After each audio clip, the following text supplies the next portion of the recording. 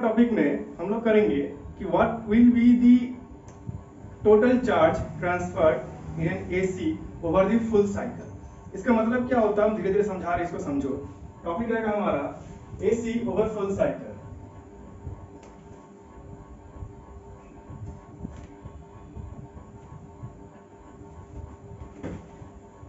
AC over full cycle. तो या ऐसे लिख सकते हैं average value of AC over full cycle या कंप्लीट साइकिल, ऐसे लिख सकते हैं हम लोग। एवरेज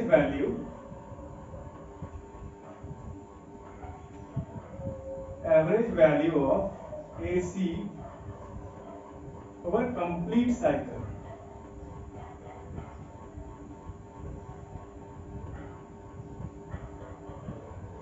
इसका मतलब ये होता है, एक एसी का साइकिल की बात करें हम लोग, तो ये अगर ग्राफ बनाते हैं, बट दिस इज टी या ओमेगा टी लिख सकते हैं।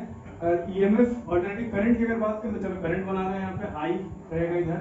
तो यहाँ पे जब अगर हम लोग ग्राफ प्लॉट करते थे तो लोगों को दिखता था कि ग्राफ ऐसे करके चल रहा है, एंड सो ऑन।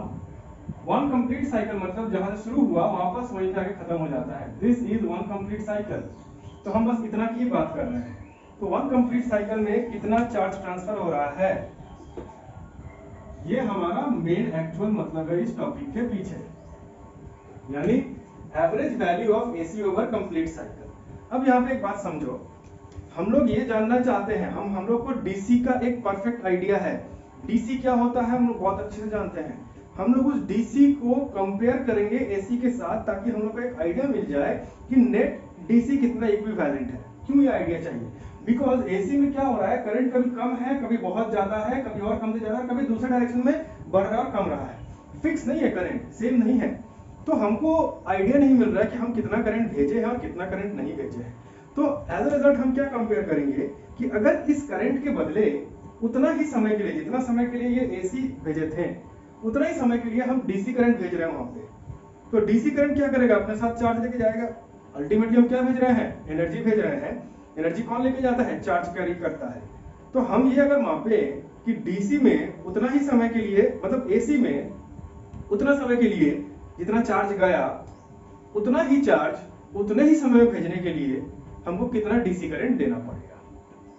समझ में आ रहा है? तो इससे क्या होगा, हम लोग एक डीसी इक्विवेलेंट निकाल लेंगे, जिससे कि हमें एक आइडिया मिल जाएगा कि एसी और डीसी का बीच में रिलेशन क्या है। तो यही हम लोग करेंगे अक्सर। अब पहले हम लोग ये देख लेते हैं कि अगर फुल साइकिल के लिए अगर हम लोग मापे average value of AC, average value of AC, simple इतना समझ लो। इतना नहीं समझ में आता है तो इतना समझो कि एवरेज वैल्यू ऑफ एसी निकालना है हमको, यानी करंट बढ़ रहा है कम रहा है, बढ़ रहा है कम रहा है, तो हम एक एवरेज वैल्यू लेना चाहते हैं। और एवरेज वैल्यू का मतलब क्या होता है, एक फिक्स वैल्यू। और फिक्स वैल्यू का मतलब क्या होता है, डीसी करंट, यानी हम एसी का डीसी इक्विवेलेंट निकालना चाहते हैं। तो डीसी इक्विवेलेंट अगर निकालते हैं फॉर कंप्लीट साइकिल, तो कैसे निकालते हैं, वैल्यू क्या आता है उसको देखते हैं। तो सपोज अगर हम स्टार्ट करते हैं, यानी करंट का इक्वेशन लिखते हैं। We know that for an AC current I is equal to I not sine omega T. ये इक्वेशन तो हम लोग को पहले से ही मालूम है। अब यहाँ पे क्या कर रहे हैं हम लोग, क्या कर रहे हैं, ये फॉर्मूला हम लोग डीसी में देखा था। अब डीसी इक्विवेलेंट कैसे करेंगे, इसको तो इंटीग्रेट हमको करना है। अब डीसी इक्विवेलेंट करने के लिए हमें क्या करना पड़ेगा, चार्ज को देखना पड़ेगा। एक्चुअली में करंट करते क्या है, चार्ज कैरी करते हैं, चार्ज लेके जाते हैं और चार्ज में एनर्जी रहता है, तो अल्टीमेटली एनर्जी कैरी करते हैं। तो हमको चार्ज देखना है। एक कंप्लीट साइकिल में एक पॉइंट से दूसरे पॉइंट पे सर्किट में एसी कितने चार्जेस लेकर गया, और वही हम लोग देखेंगे कि उतना ही चार्जेस ले जाने में कितना वैल्यू ऑफ डीसी की जरूरत पड़ेगी। तो मिल गया उसका डीसी इक्विवेलेंट। सीधा सीधा बात है। अगर नहीं समझ में तो फिर से मैं बताएं कि सपोज इसको हम ऑन किए, एक सर्किट है, सपोज एक सर्किट है, ये एसी का सिंबल है। तो एक सर्किट में एसी ऑन किए हैं, ये एसी सपोज 2 सेकेंड्स के लिए ऑन था, और इसने यहां पर लगभग 10 कूलम ऑफ चार्जेस भेजे या लेकर गए। तो यही 10 कूलम ऑफ चार्जेस 2 सेकेंड के लिए अगर चालू किए और डीसी करंट लगाए, तो कितना अमाउंट ऑफ डीसी करंट चाहिए होगा हमको, कितना एम्पियर डीसी करंट चाहिए होगा हमको, ये देख लेंगे। तो उससे हम क्या कह सकते हैं कि जितना भी एसी फ्लो किया हो अल्टीमेटली तो वो 10 कूलम चार्ज लेकर गया है 2 सेकंड में, तो 10 कूलम चार्ज 2 सेकंड में भेजने के लिए हमको कितना डीसी देना पड़ेगा। That is the AC equivalent. उस डीसी को क्या कहेंगे, एसी इक्विवेलेंट, या एसी के टर्म में क्या है तो डीसी इक्विवेलेंट। तो एक दूसरे से कंपेयर कर सकते हैं। तो चलो शुरू करते हैं। हमारे पास जो फॉर्मूला था I, current I is equal to Q by T, current I is equal to Q by T। ये फॉर्मूले में प्रॉब्लम क्या है, ये फॉर्मूले को अगर हम लोग चार्ज निकालें यहाँ से, ये हो जाएगा Q is equal to I into time T। ये फॉर्मूले में प्रॉब्लम ये है कि कितना टाइम के लिए हम ऑन कर रहे हैं। अगर हम बोले 2 सेकंड के लिए ऑन कर रहे हैं तो 2 सेकंड के लिए ही करंट को फिक्स होना पड़ेगा, यहाँ पे एक पर्टिकुलर वैल्यू देना पड़ेगा। अगर डीसी करंट में 2 एम्पीयर फ्लो हो रहा है तो हम यहाँ पे 2 दे देंगे। 2 सेकंड के लिए 2 एम्पीयर फ्लो हो रहा है तो 4 कूलम ट्रांसफर किया है, ये हम कह सकते हैं। बट एसी में क्या प्रॉब्लम है कि current is fluctuating from every second, हर एक पॉइंट पे, एवरी सेकंड तो छोड़ो, हर एक मिली सेकंड की अगर बात करें, एवरी यूनिट ऑफ टाइम में करंट का वैल्यू चेंज हो रहा है। तो करंट का वैल्यू जब इतना चेंज हो रहा है तो हम लोग यहाँ पर कैसे कौन सा वैल्यू ऑफ करंट पुट करेंगे। तो जब ऐसा सिचुएशन हम लोग को फिजिक्स में दिखता है तो हमारे पास एक ही उपाय होता है, डिफरेंशिएट करना, इसको इतना छोटा कर देना कि for that amount of time current fix मिले हमको। तो हम क्या करते हैं, इस टाइम को छोटा कर देते हैं। ये जो टाइम एक्सिस है यहाँ पे टाइम को इतना छोटा गैप कर देते हैं, ये वाला बहुत छोटा गैप करते हैं, इतना छोटा गैप कर देते हैं कि for that amount of time current fix हो जाता है। इतना छोटा गैप कर दिए, that amount of time current fix हो रहा है।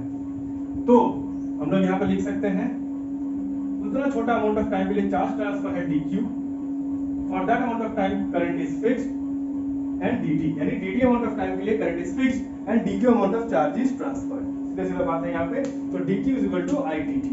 अब आगे बढ़ते हैं हम लोग यहीं पे, यानी dq is equal to I, where I is equal to I not sin omega t, यहाँ पे लिख सकते हैं I not sin omega t dt।